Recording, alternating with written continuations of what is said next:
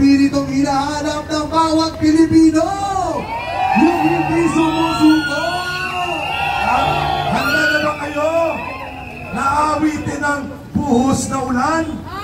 Mamaya na yun, habang wala pa si Regine Velasquez, tawagin natin si former Undersecretary Ben Ronte.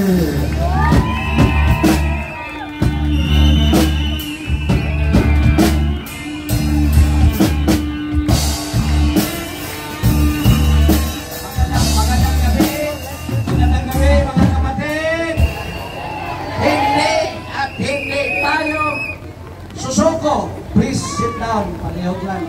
Lingkod tantanan. Oy, kita ito mga taga-Bisaya dili.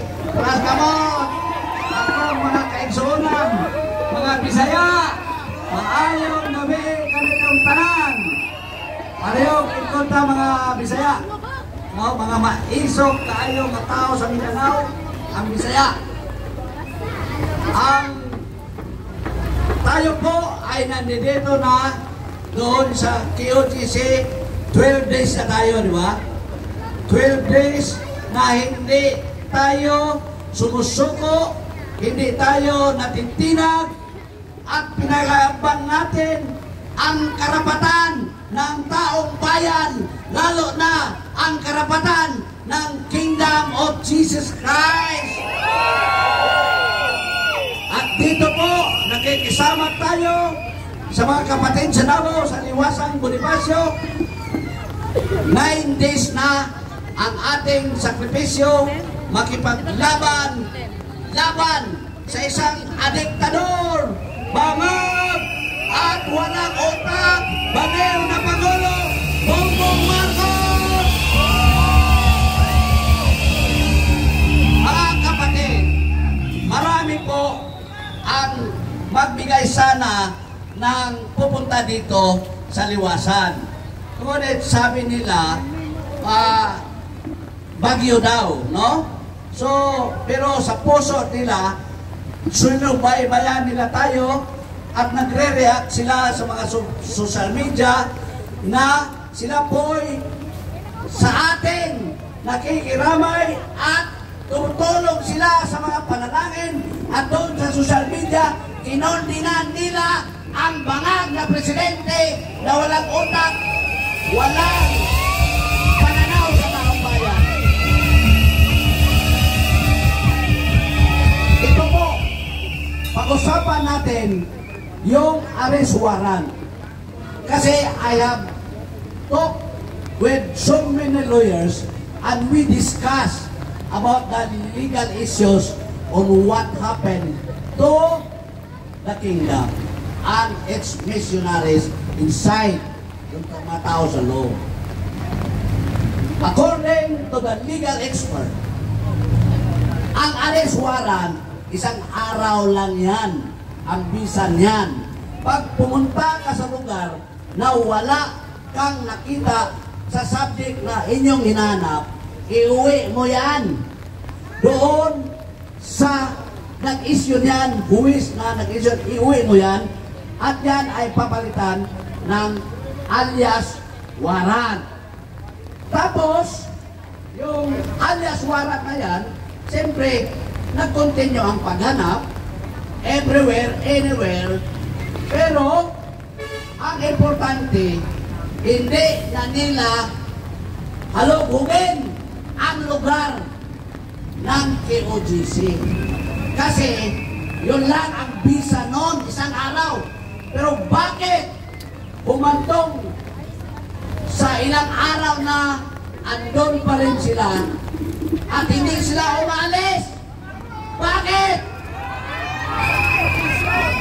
Ang rason doon ay iba ang pakay nila. Iba ang pakay ng mga hinayupak na inutusan ng isang baliw na presidente. Ang sabi nga ng mga legal expert, this is an overkill. Overkill na! Overkill! Overkill!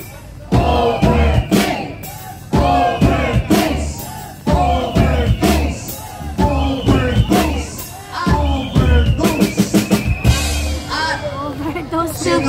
sinusuper na nila.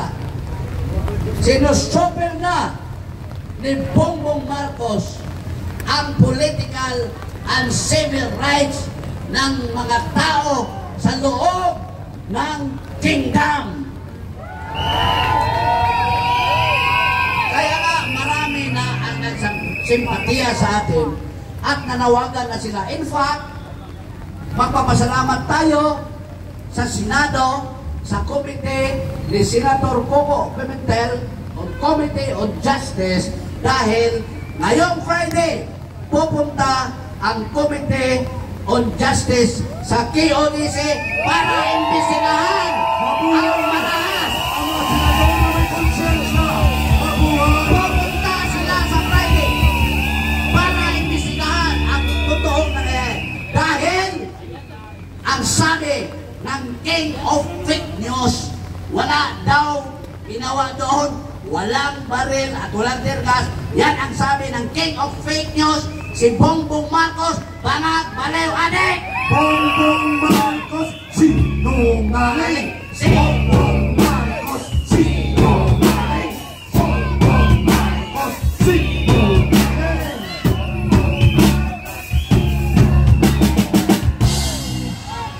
Kaya, dagdagan natin ang ating dasal at hindi tayo hihinto habang ang hustisya ng kapatid natin dyan sa KOGC ay makamtan natin! Hustisya! Hustisya! Hustisya! Hustisya! Hustisya! Hustisya! Hustisya! At yan ang hiningi nating hustisya ay hindi lamang hustisya sa KOGC, kundi hustisya sa lahat ng mga Pilipino na nagugutom ngayon. Justice for all! Justice for all! Justice for all! Sa mga Pilipino na walang trabaho! Tama! At lalo, hihingi natin ng hustisya na dapat yung promise na 20 pesos ang bigas, ibigay niya kung mabigay man niya.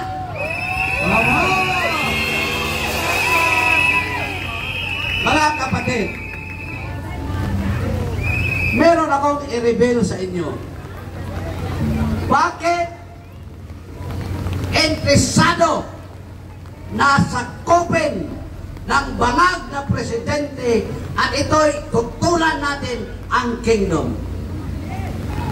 Matagal na panahon na ayaw ni Presidente Duterte nung mayor pa siya na papasok ang US military bases dyan sa Davao. At alam mo ba kung ano ang target ng mga Amerikano na gusto nilang agawin? Yung kingdom ninyo. Tama! Ito yan!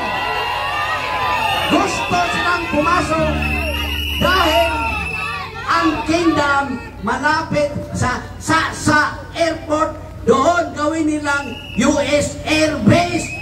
Yung mga mandirigma. Bongbong Marcos, tuta ng kano! Tuta ng kano! Bongbong Marcos, tuta ng kano!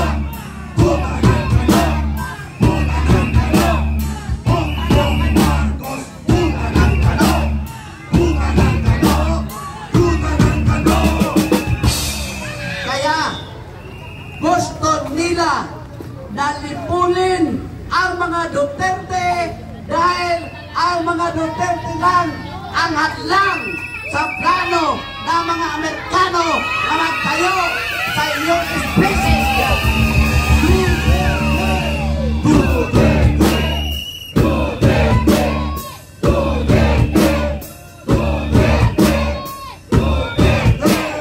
Ngunit sa nakikita nila ngayon na tinutulan natin ang mga plano ng Amerikano gamit ang bangag, ang walang buot, baliw na presidente, hindi sila magtatagumpay dahil tatayo tayo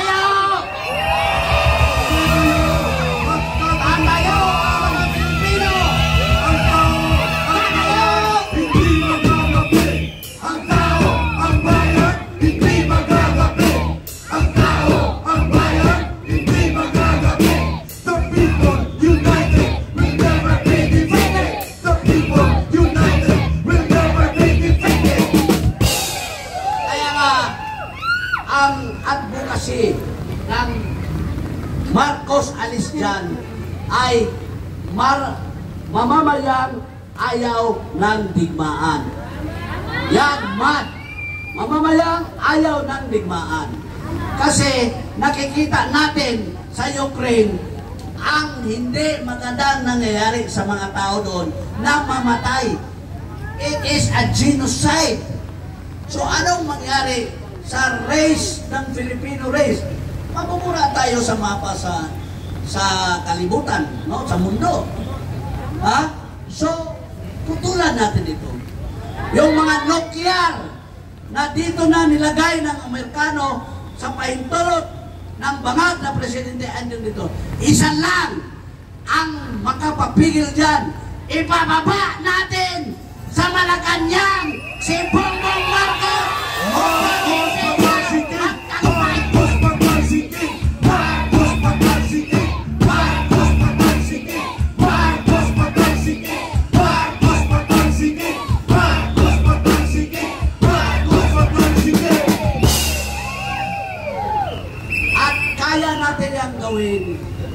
Dahil marami na ang sumasang-ayon sa atin at nag-antay na lang na dumami tayo at yung mga kasulaluhan, yung mga kapulisan nakikisayan sa atin.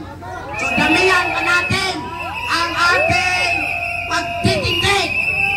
Manawagan tayo sa Luzon, Visayas, Mindanao na tumindig na sila.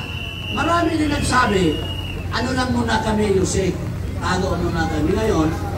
Pagdating ng panahon, wala na yung panahon na pagdating. Baka pagdating ng panahon, gera na tayo, mamamatay na tayo, wala na kayong bansa. So hindi pwede matakot kung ngayon, banta ng gera, banta ng mga maling ginagawa ng Presidenteng Bahag. Tutulan na natin yan at paalisin na natin siya sa Malacanang dahil yan siya ang salot ng bayan. Tumayo po tayong lahat Kasi kantahin natin upang mag-isa sa napakagandang jingle dance na binuo po ng mga volunteers natin na pangunguna nila Ginoong Ben Ranque. Marcos alis dyan sa tunong YMCA. Alam na nila yan. At ang payong isabay sa kimbot Oo, ganun. at ang kimbot itaas sa